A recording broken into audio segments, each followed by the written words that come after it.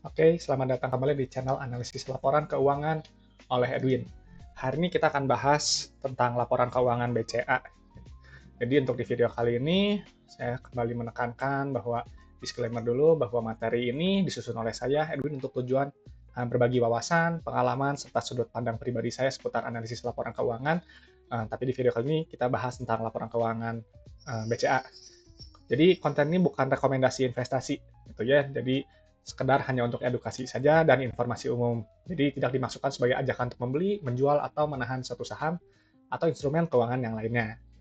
Jadi segala keputusan investasi sepenuhnya merupakan tanggung jawab pribadi masing-masing individu. Jadi disarankan untuk selalu melakukan riset mandiri dan bila diperlukan, konsultasi dengan penasihat keuangan profesional sebelum mengambil keputusan. Oke, seperti biasa gitu saya akan review kembali gitu bahwa pendekatan yang saya lakukan itu dalam memilih perusahaan itu kita harus memerlukan 3 kriteria utama. Yang pertama adalah perusahaan yang membagikan dividen. Ini wajib sekali gitu. Kenapa? Karena dividen adalah bukti nyata perusahaan ini berhasil profit dan bisa dinikmati profitnya oleh kita sebagai pemegang saham. Dan yang kedua, perusahaannya harus memiliki kondisi bisnis yang sehat. Gitu. Jadi bisnisnya bisa berjalan dengan baik, berlangsung, dan sifatnya bisa memanjang. Gitu.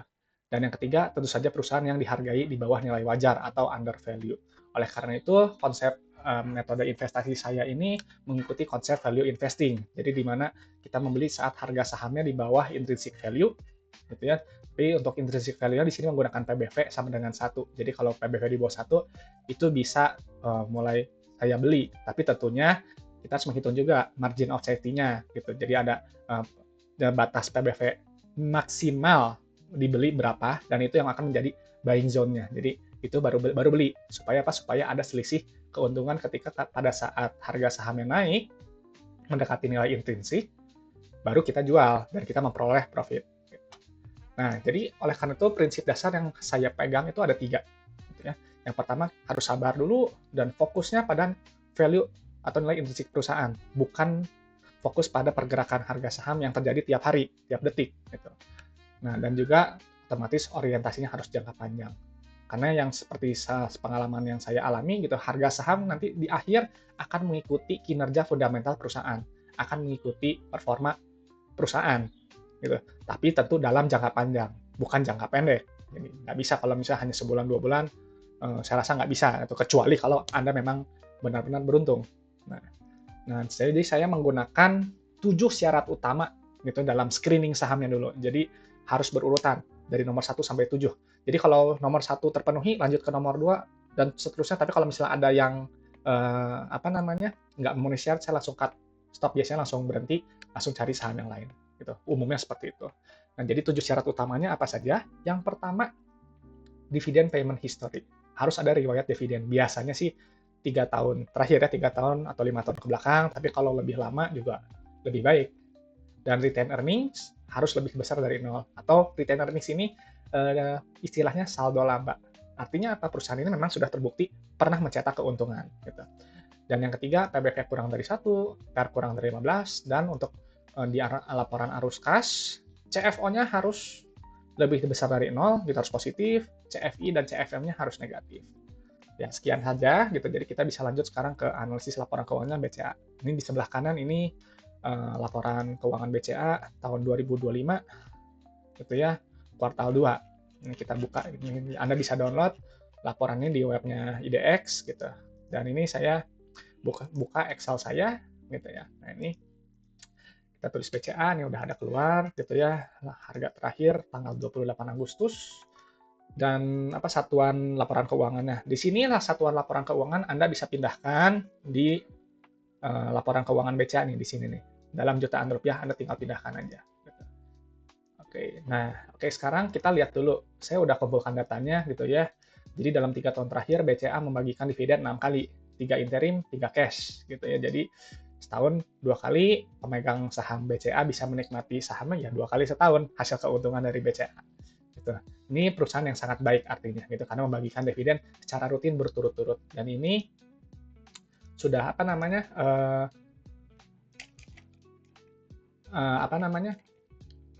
sudah ada catatannya. Gitu. Nah ini untuk di Jadi kita di sini di screening checklist-nya, di video payment history-nya, ya kita bilang, oke, sudah selesai, gitu ya, sudah sip, gitu. Nah, lalu untuk berikutnya, kita harus pindahkan dulu data-data laporan keuangan di Excel.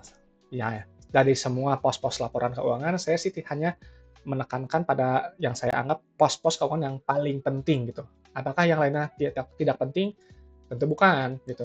Karena kalau dari pengalaman saya rasa pos-pos keuangan yang sudah saya tampilkan di sini merupakan pos-pos yang menurut saya angka kunci yang paling penting dibandingkan semua gitu. Tapi nanti juga kadang saya lihat juga pos-pos lainnya. Tapi ini karena ini screening, yang utama saya lihat di sini dulu. Jadi untuk melihat perusahaan ini baik atau enggak, bayar dividen atau enggak, dan dijual murah.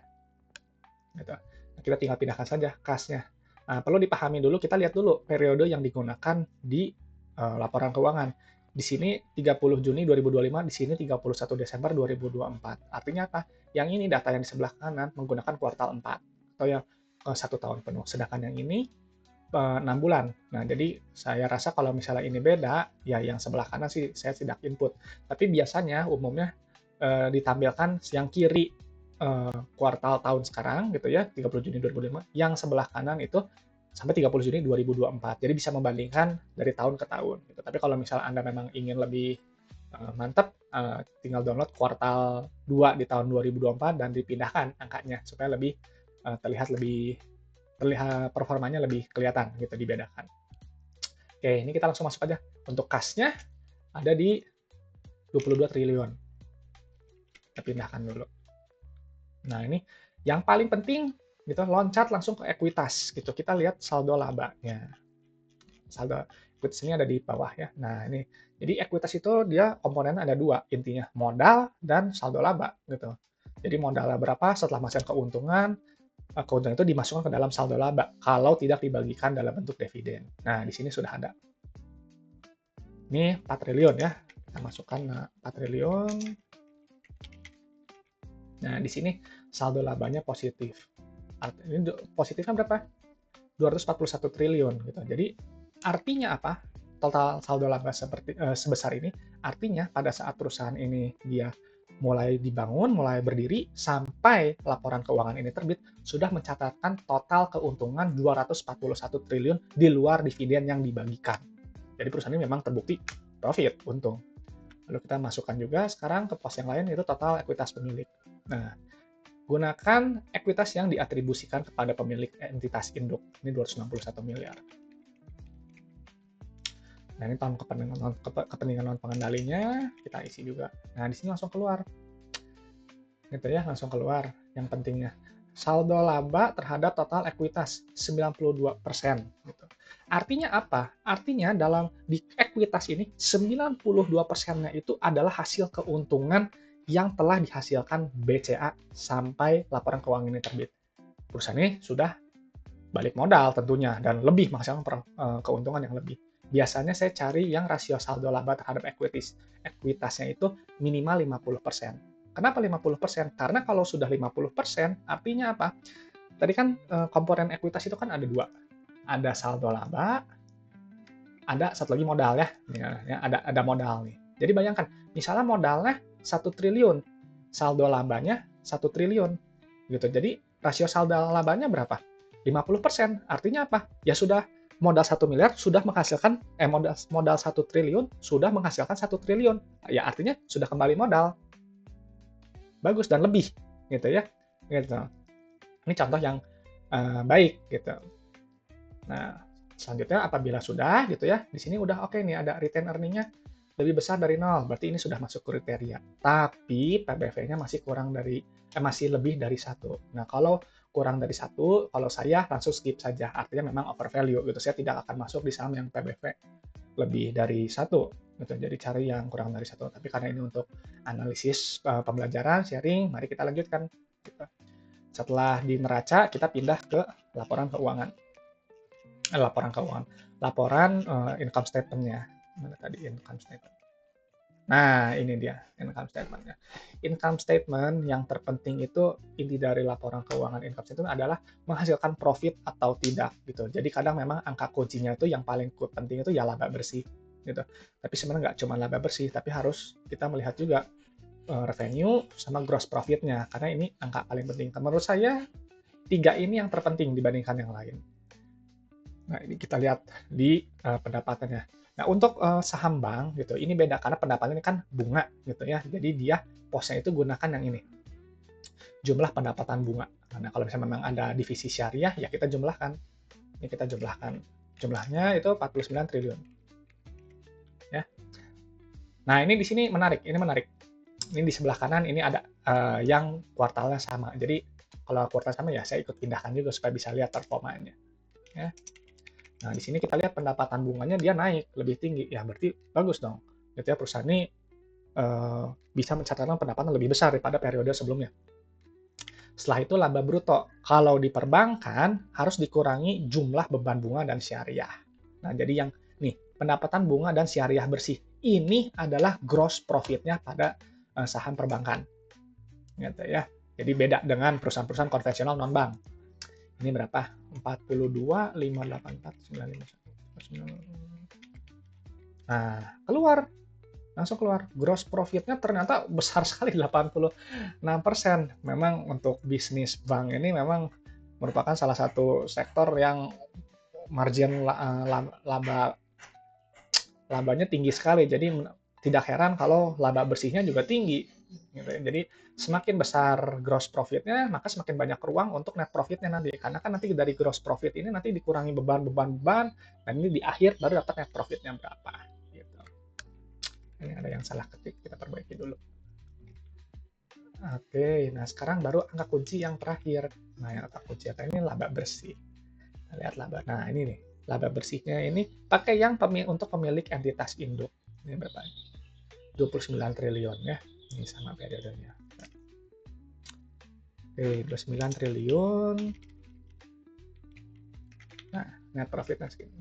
Nah, bayangkan, bisnis bank menghasilkan net profit 58, margin net profit margin 58%. Artinya apa?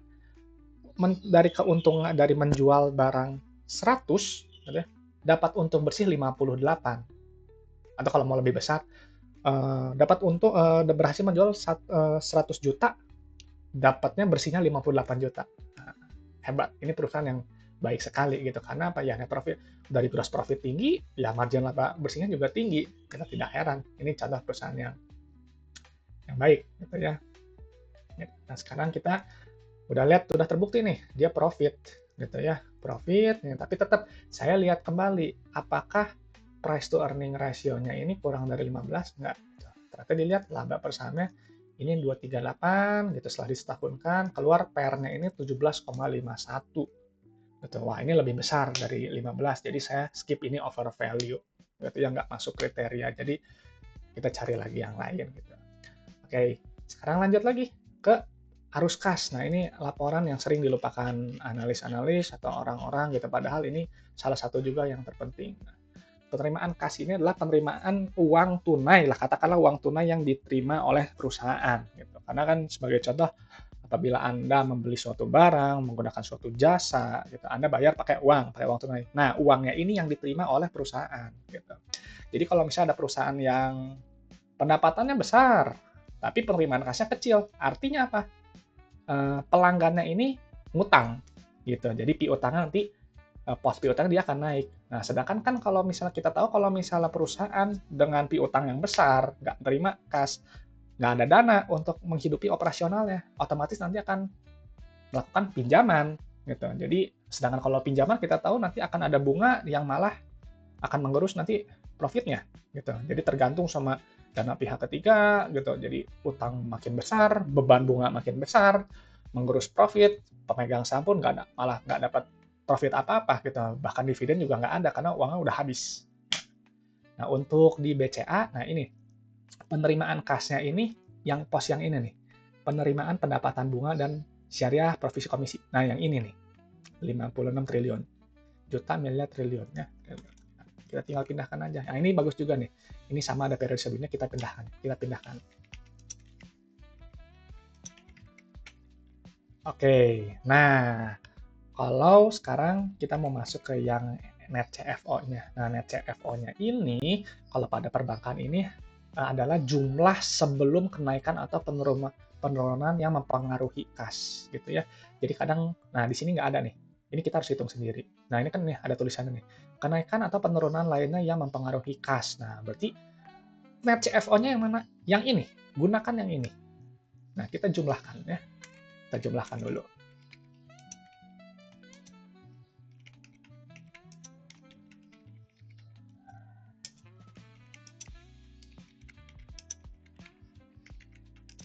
Oke, sudah keluar. Sebelahnya kita jumlahkan juga ya.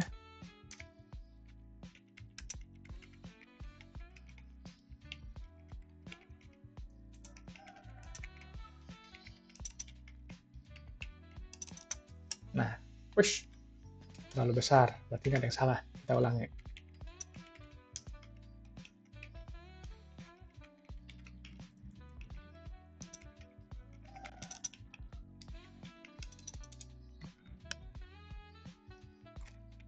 Oke, nah ternyata neto kasnya ini positif. Berarti apa? Secara operasional perusahaan ini menghasilkan uang tunai untuk menghidupi operasionalnya ada dan lebih. Gitu. Sekarang kita hitung ke investasinya. Nah ini nih, nah ini menarik. Di tahun yang apa ini Juni yang sekarang ini dia nilainya positif. Artinya apa? Dia menahan ekspansi. Jadi kalau simpelnya begini, kalau saya untuk net CFI, kalau nilainya positif, artinya dia nggak ekspansi, gitu ya, nggak melakukan ekspansi, gitu. Tapi kalau misalnya dia negatif, ini yang bagus. Artinya perusahaan ini kalau negatif, CFI-nya dia melakukan ekspansi, gitu ya. Makin besar ya kan kalau ekspansi harapannya bisa dapat profit lebih besar dong, gitu ya. Nah, jadi kalau misalnya di tahun sebelumnya, ini BCA ini melakukan ekspansi sampai mungkin 30 triliun ya gitu. Tapi kalau sekarang enggak, dia menahan ekspansi dan malah menghasilkan kas dari investasi. Dan nanti ini bisa dicek gitu ya di mana gitu.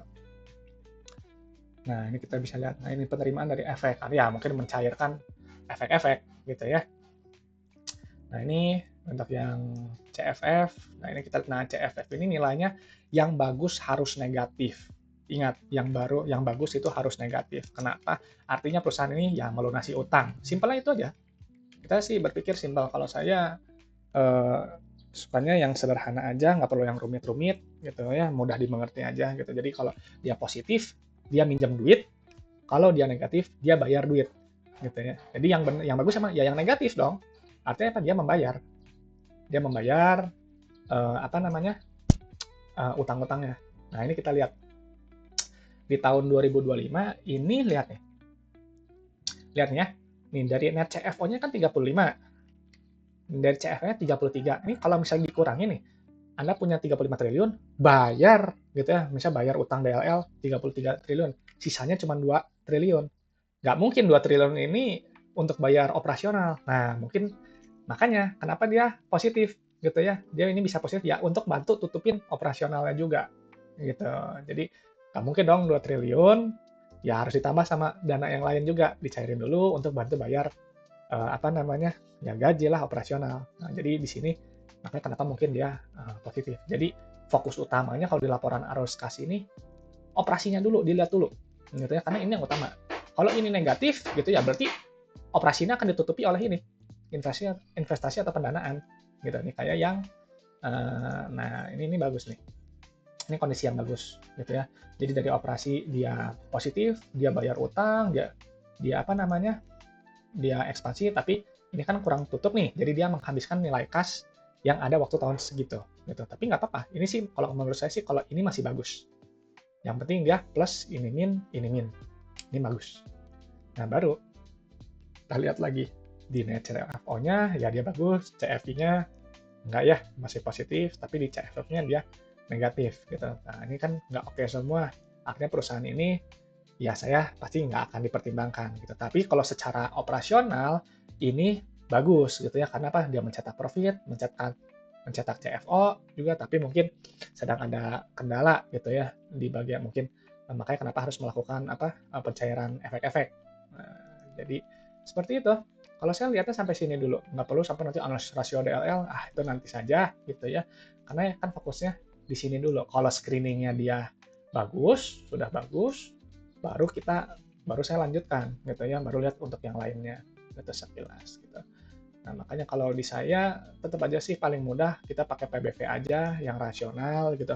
Jadi memang metode saya ini memang mungkin agak lain gitu ya di saat mungkin orang lain ingin multi bagger beberapa ya mungkin 5 kali, 2 kali, 3 kali untungnya ratusan persen. Kalau saya sih yang simpel-simpel aja gitu. Jadi yang asal PBV sama dengan satu gitu, selama perusahaan ini sudah kena PBV sama dengan satu ya sudah sell aja selesai. Kecuali kalau memang dari operasional perusahaan dia cukup bagus, cukup baik dan layak untuk di hold, baru saya hold. Gitu.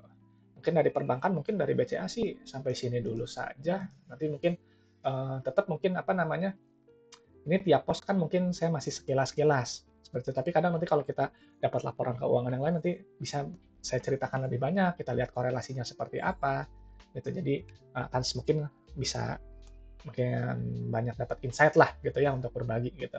Semua sama, saya juga masih ya meskipun sudah dari 2016 sampai sekarang masih terus belajar, masih lihat juga gitu, lihat orang lain juga untuk menambah sudut pandang gitu. Tapi untuk metode saya ya kurang lebih seperti ini saja yang biasa saya lakukan setiap hari. Ya, gitu. Oke, saya rasa cukup untuk video hari ini gitu. Kalau memang teman-teman ada yang mau ditanyakan atau ada request mau pembahasan saham yang lain, nanti komen aja, nanti saya coba cari datanya, nanti kita bahas bareng-bareng. Di sini saya apa namanya?